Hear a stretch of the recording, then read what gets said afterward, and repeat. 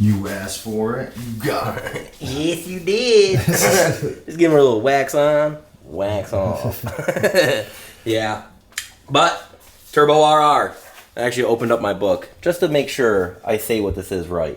Maverick X RS Turbo RR with Smart Shocks. That's big of a name. But no, we're in the garage today. We want to do a little 360 walk around on this car, kind of show you about, show it to you, explain some things on it, and we're gonna do the first service to it.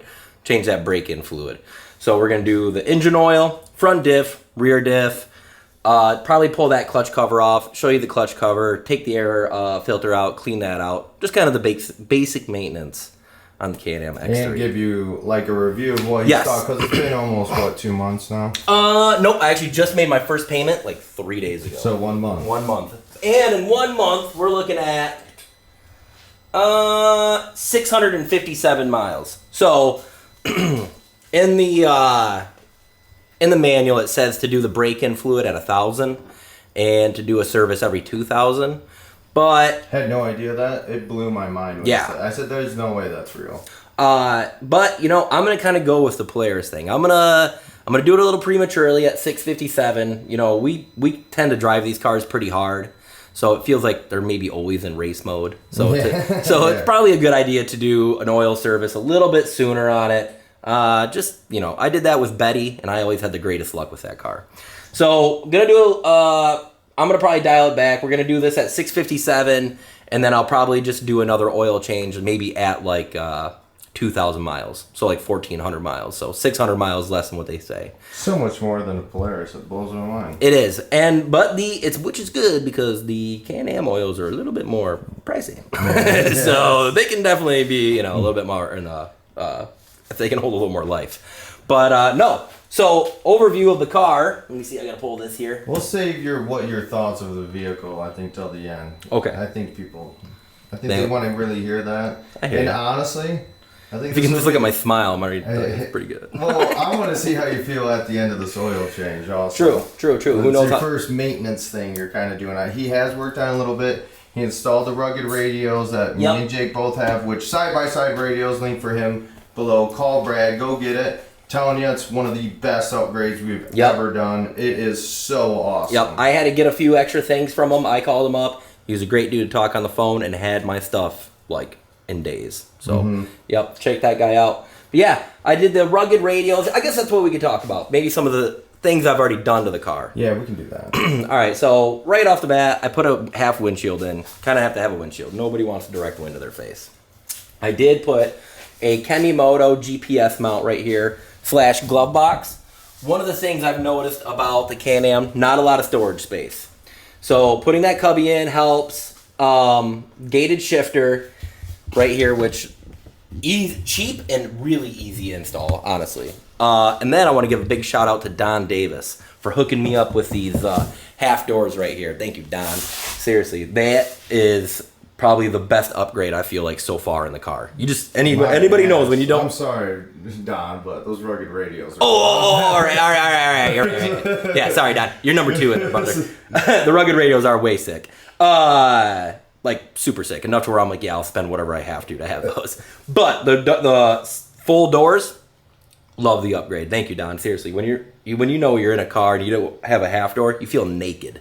You don't like that, you know? Yeah, like these are way more exposed than the Razors. Yep. And what I like about these doors too is that they're tinted from like this side, but if you look through the other side, I don't know how well it'll look on the camera, but you can see right through them pretty well. Oh yeah, you can tell. Yeah. So thank you, Don. And what else did I do to this car? I think that's about it. That's about it. Little stuff. Got more stuff in plan. Yep. Oh, on top of the oil change, we will put one more thing in there. Cargo rack in the back. All right. So we're going to go right into the oil change, or what are we doing? No, I figured let's talk about the car real quick here. So, like, obviously things are way different than the Polaris. Like all these switches here. So it took me a minute to figure out all this stuff and what options the Can-Am has. So obviously, kind of starting right off the bat, you don't have a normal key. You just have this fob, which they call this a DESS key, a DESS, which is a digitally encoded security system. So this key has like a certain frequency that matches up with the car, and then you can hit the start button. You're good to go. Gotcha. Yep. So that key's probably pretty expensive. This is a very important part to your car. And in earlier models, they actually came with 2 keys. You could have like a normal key or performance key. And the normal key would reduce the power. You couldn't governed out at like 50 miles an hour or something like that. It's your kid key. Yeah, it's kind of like a kid key. Exactly. Then you got, race key. My key. You have the switch here. So you got drive mode, and then you got, right here to switch through the menu, and then dynamic power steering. So the drive mode, you can go from economy to performance. And the economy just kind of, I feel like, reduces the power, maybe the pedal. I mean, when you still get on it, though, it still cooks. And then put it in performance, and obviously you got all the sauce you want. So, and then DPS, that dynamic power steering, you can do minimum, medium, and maximum. And that tells you how much feedback is in your wheel. So what I kind of gotten, and like I said, I don't have a whole lot of miles, so I'd also like to hear your guys' comments on maybe what kind of terrain and stuff you guys use your buttons and your power steering with. But what I notice is like when I'm just driving the trails, high speed, minimum. I don't have a whole lot of feedback in the wheel. I can still rip it. When we were at the dunes and I had the paddles on, it felt way too loose. I had like absolutely no feedback. I couldn't really tell what was going on with the tires. So I put it in minimum, and that actually helped in the dunes. Now I'd imagine maximum would be good for like slow pace, like rock crawling. Like you want to feel every inch of that tire and everything what's going on if it's fighting your tire. And then so that's kind of my feelings on that DPS. And then when you come to the 2-wheel drive, 4-wheel drive, and then the front diff lock and trail active. So when you're in 2-wheel drive, you're just in 2-wheel drive. Now when you go into 4-wheel drive, you'll see your trail active light up, or trail active light up, depending on where you're at in your switch mode. So I had a lot of questions on these, and I did a lot of research. And what I feel like I found was if I'm in 4-wheel drive and I just want to have more control in the trail, I'm in trail, okay? If I want to get into like race mode, if I'm on a track, drag strip, anything like that, I'm going to click it in the trail active. And what's happening is you have a limited slip in your front end. So when you're in trail, you have more slip. When you're in trail active, you're more aggressively grabbing the tires. Then when you go to front diff, full lock, it overrides this trail and trail active, and you got the whole whammy bammy, dude. You just got all 4 tires spinning. So I heard a lot of people talking about how these Can-Ams, everyone's like, you're going to be blowing front diffs, So I don't know. I have a feeling maybe, not a good idea to run front diff lock, on like a high-paced trail. Maybe use front diff lock in low rock crawling with like your DPS maxed all the way out. If I'm in like on the track and I'm ripping, I'm going to be in 4-wheel drive trail active. If I'm just on the trail, and because these cars start skating on 2-wheel drive, high speed, you're skating. So if you want a little more control, you click it in the trail. And that being not so hard on your front diff, this is going to be a little harder on your front diff. This is going to be the hardest on your front diff. So you got to really pick your speeds with these. And like I said, guys, I might be totally wrong. This is just my personal feeling, and this is going to be how I kind of drive my car, and I want to see how the longevity of it goes. And then obviously you got suspension. You got comfort, sport, sport plus. Comfort, nice and comfortable, driving a Cadillac. Sport, you can feel that suspension stiffen up. Sport plus, it's pretty stiff. Like Chief and I, when we drove it the first time, it feels like a slot car coming into the corner. Yeah. Like this car is really, really, really planted. So those are kind of freaking combos of things you just said was ridiculous. Trust me, I have done a lot of research on this because I'm like, I don't know what the heck is. Been a Polaris guy, 4-wheel drive, yeah. Low, high, reverse. That's all I need. I got my steering wheel. I got a Sparco, whatever. I think it's just because of the terms of it and stuff. Because like I'm used to it with my Pro R, I have a combo of things I can do. True. Not to the same degree. It's a little different. It goes by suspension. Right. Is changing my steering dynamics. Yeah, exactly. So yeah, 100%. So yeah, you have more of a manual option here with the Can-Am. Yeah. But that's my feelings on these, and that's how I feel like where the car should be for what you're doing with it, certain situations. So I hope if you guys had any questions, or you guys were like me when I first got this car and you're like, I have no idea. I hope that helps you guys out. Override. So that override is a reverse. So you can go just as fast backwards as you want forward. But not, it actually does more than just the reverse. Now, let's say your car is in limp mode, or there's something going on, and like you don't have power, but you need power to get out. You can hit that override button, and it will override limp mode and codes. Okay, that sounds like more of what it's probably used for. I don't think people are really trying to go 60 in reverse. Exactly. When I would like to see you do that. I might just do it.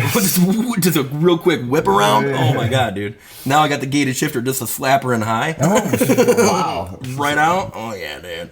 But no, the overrides engine codes, stuff like that. So if you're in a sticky situation, you're like, I got to get out of here, but I don't have the power. Hit override. You do have to hold it down, and it'll get you right out. My biggest thing I just wanted to tell you guys was this right here. Like I said, it took me a minute to figure out, because in the Polaris is, you're in four-wheel drive all the time, all the tires spinning, and we race in that all the time. But then it's like you have front diff lock here. That's the same thing. But then you got the trail active with the four-wheel drive, and I've rode it in all the modes. And like I was saying, if you just want more control on the trail, four-wheel drive trail. If you're racing, drag racing, anything, four-wheel drive trail active. If you're rock crawling, front diff lock. That's my personal opinion. Might be wrong. I'd like to hear your guys' opinions in the comments. We'll see. Yep. You never know. You might get roasted. They're gonna be like, this freaking Polaris guy coming in trying to tell us how to use our DPS. That might be it. Quiet your mouth until you get 1,000 miles on your car. So I don't know. I'd like to know your guys' opinions. That's mine. I'd like to hear how you guys ride. Now let's get to the service of this car. Yep. So this is straight from Can-Am. Can-Am dealer, which is what? Extreme Power Sports up in Gaylord, Michigan. So if you guys are in the area, or you guys are just looking for a car, a Can-Am, they have multiple brands up there. Give those guys a shout. Seriously, Chris, Brody, they're super chill to work with. And then when I went to the service desk talking to all those guys, they were super knowledgeable, giving me tips and tricks on the car. I'd ask them a question. They didn't even have to look it up. They knew it right off the bat. So I can just tell immediately that the service is top-notch. And like I said, super nice guys. So if you're in the market for a new car, especially a Can-Am, make sure to check out Extreme Power Sports in Gaylord, Michigan. They got a bunch of parts too, don't they? They have a ton of parts. I got something in my eye. Ton of parts.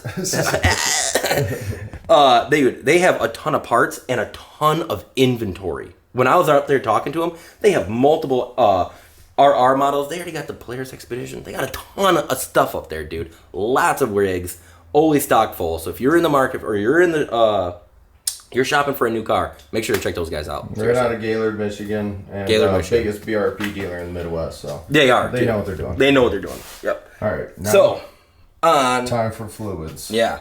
And get this out of my eyeball. I don't know what happened. So Nick's down there. He's making a custom funnel right now. Also realized a little something. I knew the skid plate didn't come off, but he didn't realize that. It's all riveted on. Yeah, this I did not find out until just now. That's a bummer. That is not going to be fun to take off. No. Oh my god. Why would they do that? Wow. It takes that crazy of a funnel to get in there, eh? I don't know. I might have to make a different one. That one would work, but oh my gosh, dude. Tagging the oil drain. Yep. So you got two oil bolts up there. One's a 10 and one's a 17. You're going to see it'll be kind of on this side of What do you mean there's two? Yeah, there's two oil drain bolts. You want to get every last drop you can. What? There's really two? Yeah, I swear to God. Oh, wow. Yeah. So you got a 10 and you got a 17. And they're two different sizes. Yeah. That's, so maybe, who knows? Maybe if you strip out the one, you can just drain it all from the other. I don't know. Breaking the 17 loose. I can see you paper toweled it up. Paper toweled it up. It's kind of silly that they have two. I wonder why that is. Is it really maybe to get all the oil? All the oil? I mean, it seems like it would just go to the very lowest point and you'd be good. Yeah, you would think that, right? Dude, that looks like there's zero room. This is insane looking. Yeah, there's not a lot. Oh, What are you trying to get the funnel in the right spot? I'm just trying to get my hands on the bolt. Yeah, that's a dumb idea. That's a dumb design. You can just unscrew with the Allen and stuff? Yeah, but then you gotta get the funnel in there. I don't think people use the funnel. I think they just let it pour down. No. No? No. Is that what it's... Yep. You sure? Yep. I just don't understand how people get their hands in here. What? This is silly talk. Dude, what is going on? Oh! The water broke. Water broke. Oh my god. Is that just one bolt? That was just one bolt. That was Big Daddy though. Oh yeah. Definitely missed the funnel by a lot. Oh yeah. For a bit. I could. So that's cool. Alright. Oil changes on the Can-Ams. Big zero. Fun car to drive, not a fun car to service. So both of them are out now? Both of them are out. Okay. Alright, we'll let that drain for a bit.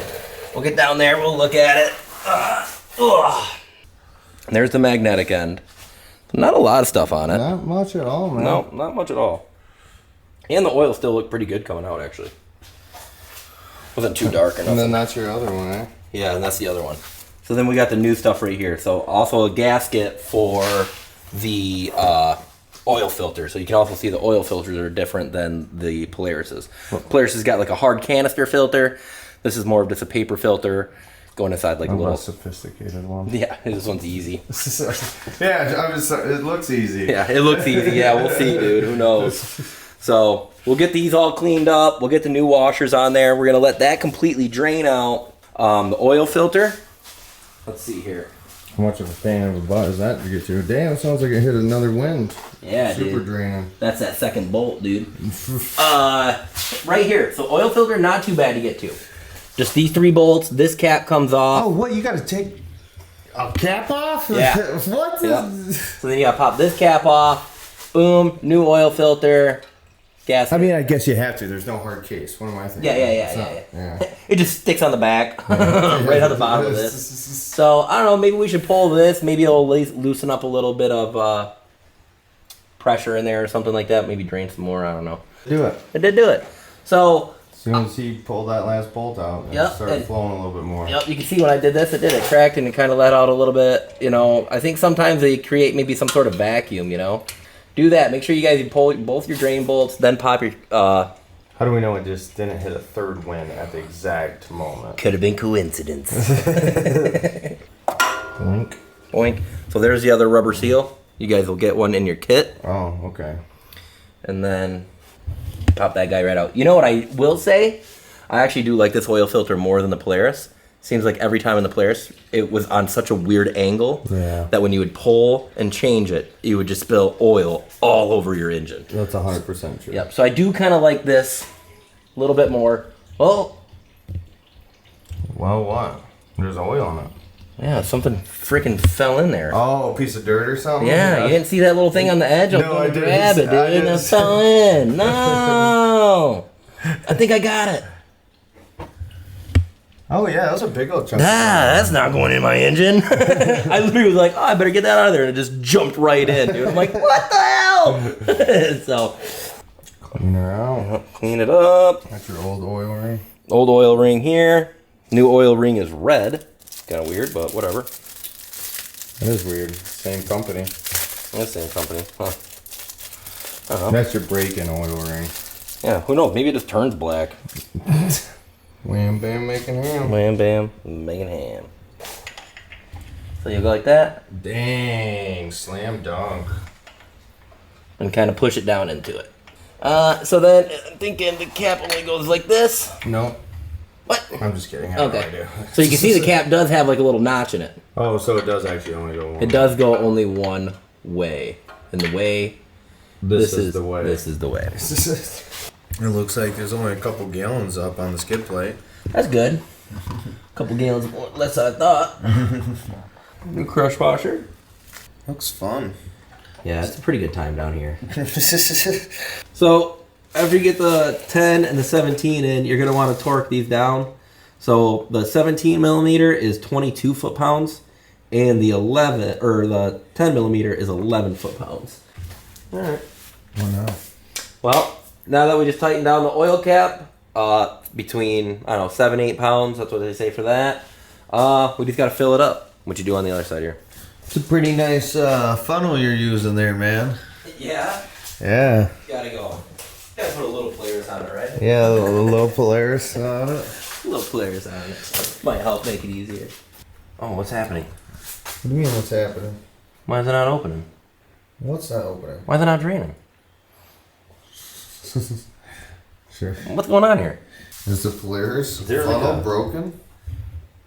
Oh, I bet you there's a piece of paper in there, dude, because no one's ever used it yet. Oh, there's a... Oh! What? What just happened? How'd you do that? You turn this nozzle, dude, and you can shut off the flow or not. Oh, that's pretty nice. Yeah, alright, that's pretty good. I'm like, what's going on here? Open the gates. Open the gates. Oh, looks like everything, no leaks, no drips. That's pretty good. Just low compression. Just low compression. Took about, 20 miles off the range or whatever. So yeah, let it run for about 30 seconds. We'll grab us a little claw. We'll check the dipstick, add if needed. Alright, so we'll do the front, rear diff first. Is it the same amount of miles for the front end and rear end too?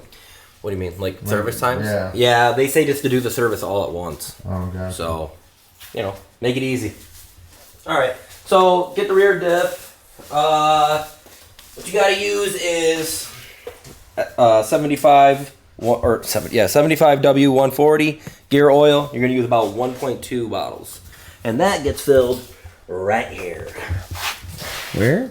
Oh, right there. That Yep. actually made it easy. Yep, made that pretty easy to get to. So you probably can just dump that bottle in there. Boom. Oof. That looks a little silvery, right? I was saying oof because it looks so brown, but I forgot it's rear end fluid. Yeah. That's actually not bad on the It's plug. not bad. No. That was actually pretty deep. Oh, is there just some down Yeah, deeper? look, there was actually a little pocket. Oh. So, no, it's just a really good magnet. So, no. We take it back! Yeah, we take it back. There is a lot of shavings in here. Never mind. There's quite a bit. Good thing we're doing this. Wow, that's super sweet. The freaking fill plug actually has a dipstick. So Yep. you actually know that you're putting in the correct amount. That's sweet. That's pretty handy. I like that. Mm-hmm. He was so anti-Polaris now. He refused to use the funnel. Yeah, so the front diff is going to be an 8 mil Allen to pull the fill bolt out and a 5 mil Allen to get the bottom one out. We got to use an Allen wrench. We have no Allen socket. Oh, really? Is it gone? It's disappeared. Everything's gone, bro. It's adios. Go on a Coos Bay trip, couple other ones. Tools start mix matching, going here, going there, getting left there. Noise. Ooh. Let's see how bad it is. Yeah. That is the tiniest little bolt It is, right? ever. Dude, look at that thing. Is so tiny. It's so little. I thought that too. I don't understand. It doesn't look... Oh, no. There was a good smush. Oh, there was definitely a good smush on it. Oh, yeah. But all just what you normally would see. Just nice, like, not even shavings. You know what I mean? It's just that break-in. It's so little. So tiny. So little. We got the drain bolt put back in. We got the 75W90 for the front diff fluid. And just like your Polaris's or any other ones, run the oil to the bottom of the threads. Maybe you let it spill over for a second. And then you're good to go. While Nick was doing that, I just took the clutch cover off. And I gotta say, way easier than any Polaris. Very simple. Lots of room to work with. And, wow. I've never really looked at a Can-Am clutch before. Neither have I. And, wow, the primary is bananas looking, dude. That's the P90 clutch right there. Whoa. That is way different. It looks very, very different. I had a whole different clutch in my head. Yeah, I did not think it looked like that at Yeah, all. me neither. I had a whole different clutch in my head. So, But if you guys do own a Can-Am, I'm pretty sure you can put that P90 clutch on basically any model. Yeah, I think you're right. So, and that clutching is amazing in this car. I'll tell you what, it's so smooth. I mean, it's... The only thing I don't really like about the Can-Am is there's a dead pedal. You'll hit the pedal, you got nothing, and then you finally get something. And then, but once it engages and goes, it's real smooth. So that's Pedal my... Commander would probably take care of that. That's what I was just about to say. But there's a pedal commander where you can go in, you can dial the sensitivity to throttle. I think Dynojet just came out with one. So I'm gonna probably look into that because that's my only biggest like on this car is that dead pedal. Other than that, like daddy like it.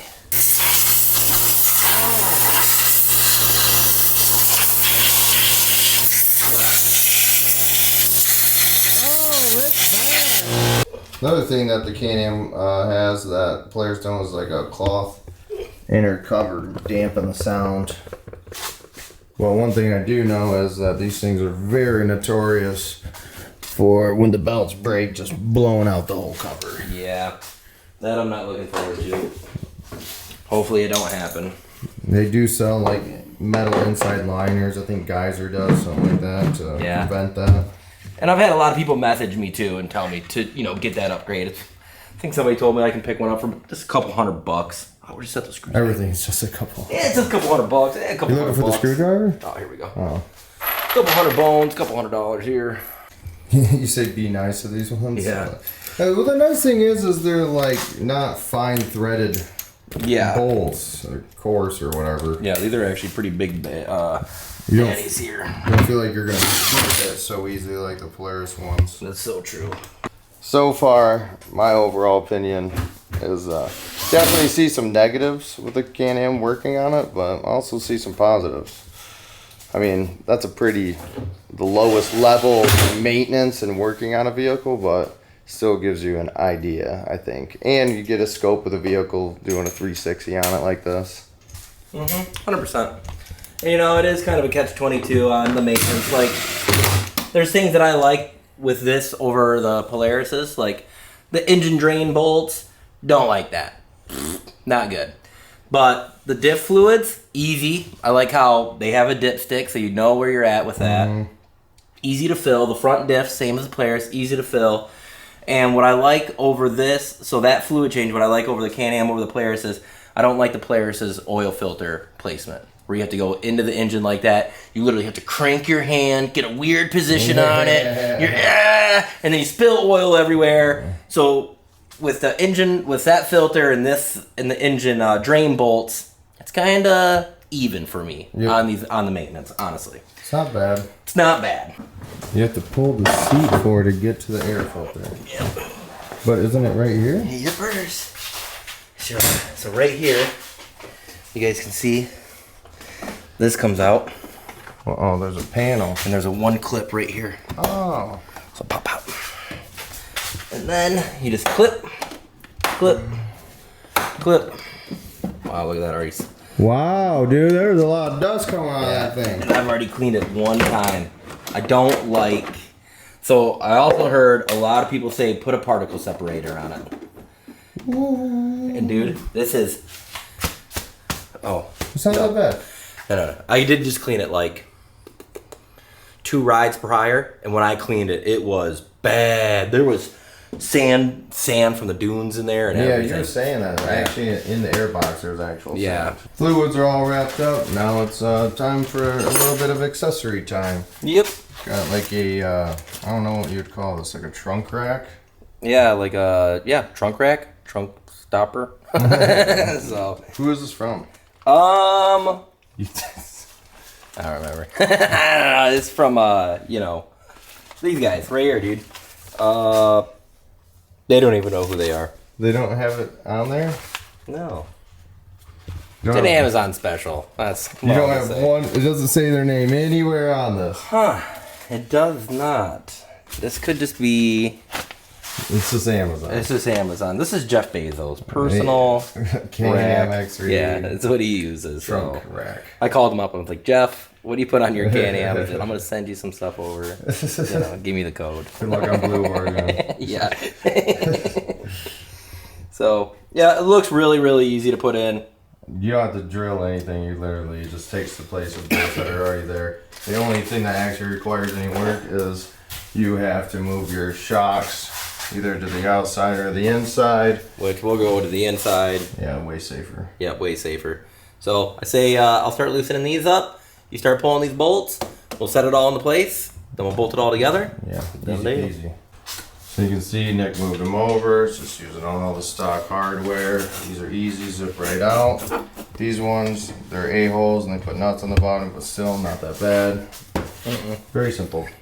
Okay, now we got all the factory bolts all in there, lined it up, and then it comes with hardware for here and here, so she's sturdy. And Nick was saying he only paid $100 for this thing, and the salt rack, which Super ATV now owns, is 300. Is that I think it was like $300, something like that. $300. This one just some cheap, no name, Jeff Bezos, $100. So not bad. Looks overlandy. Yeah.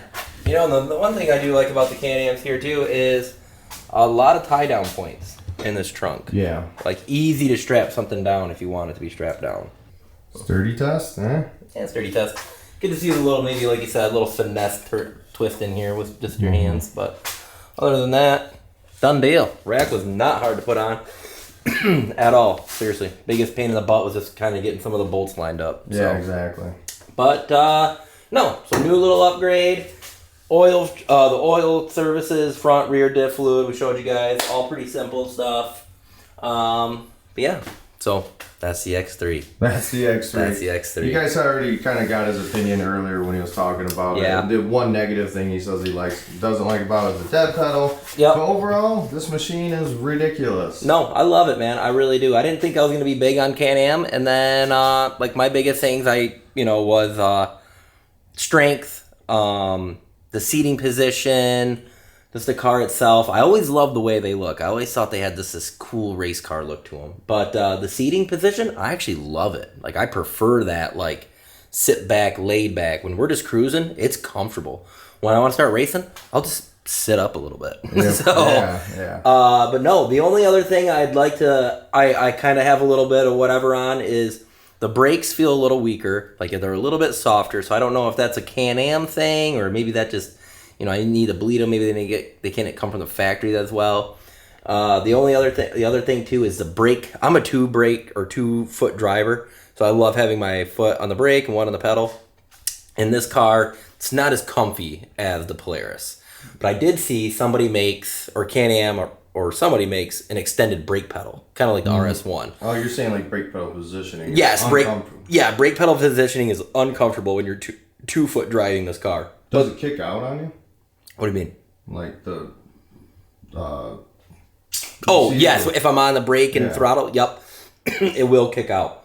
So you really got to dance the pedal. But somebody said they make a brake pedal extender, kind of like the RS1, where it's a real wide brake pedal. So I'm going to definitely look into that. I feel like that would solve that problem.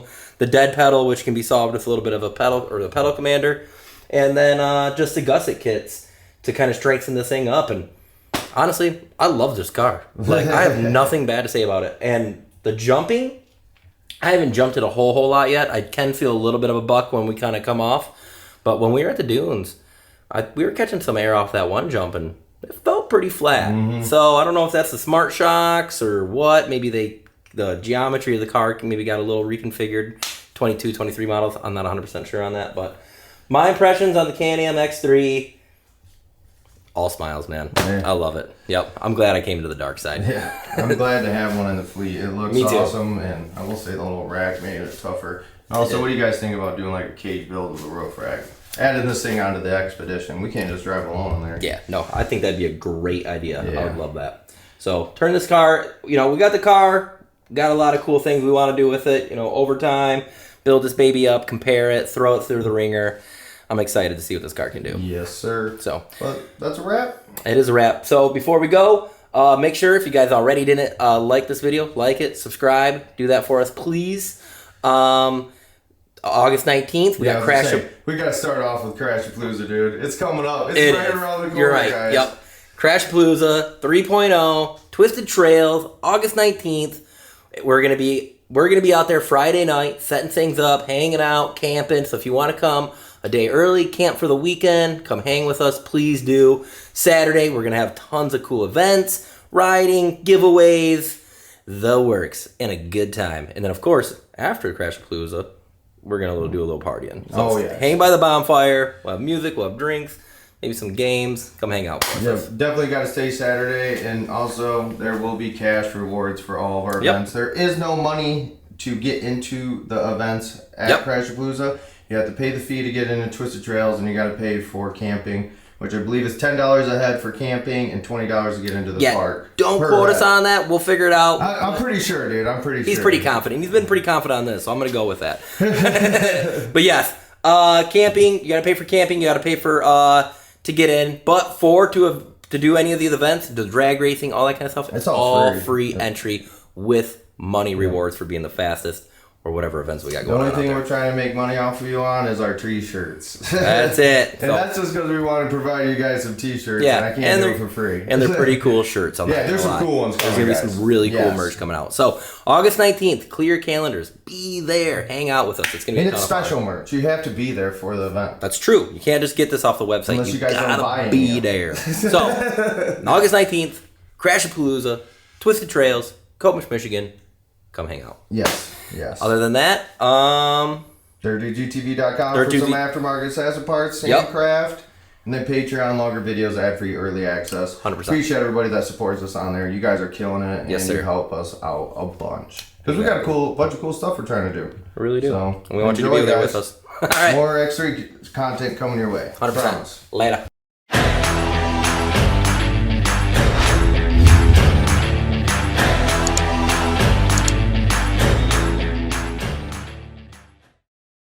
Yeah.